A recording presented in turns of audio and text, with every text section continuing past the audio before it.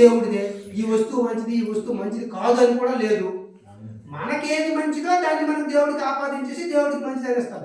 మనకు మంచిది కాకపోతే దేవుడికి మంచిది కాదు అనేస్తాం. అది కాదు, దేవుడు సృష్టించింది, దేవుడి సృష్టిలో ఉన్నది. దేవుడి సృష్టిలో ఉన్నది మంచిది కాదు అని అనడానికి లేదు కదా. ఇప్పుడు ఎన్నో ఔషధ మూలికలు ఉన్నాయి, మనకు తెలియదు. మనకు తెలియకపోతే అది మంచిది కాదు. పూర్వము ఆ ఔషధ మూలికలే మన జబ్బుల్ని నయం చేసింది, అది మంచిదే. దాన్నే మనం ఇప్పుడు పత్రాలుగా, దేవుడి తాలూకా పత్రాలుగా, దేవుడికి కొన్ని ఆకులు వేస్తారు పత్రాలు, అవన్నీ ఔషధ మూలికలే. అవి వాడుకుంటే అవి మన ఇంట్లో ఉంటే మనకు జబ్బులు రావు, జబ్బులు వస్తే నయం అవుతుంది. అందుచేత ఇదంతా సైన్స్ అంతా మన సిస్టంలో ఉంది. మన మహాత్ములు అందించారు, మన గురువులు అందించారు, మన దైవ సమానమైనటువంటి అవతార మూర్తులు మనకు అందించారు. కాబట్టి అటువంటి వాళ్ళు ఇచ్చినటువంటి సందేశాలను మనం తూచ తప్పకుండా మనం అనుసరించుకొని మన జీవితాన్ని మనమే ధన్యం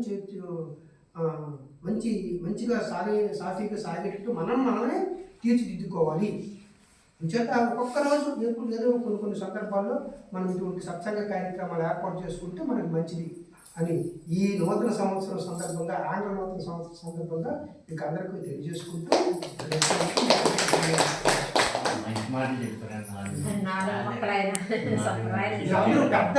పెద్దవాళ్ళు మన సాంప్రదాయం, మన ఇది మనకు అవకాశం ఉన్నప్పుడు మనం ఇది చేత మీరు ఒకప్పుడు వచ్చి మా తాలూకా ఇది మన్నించాలి.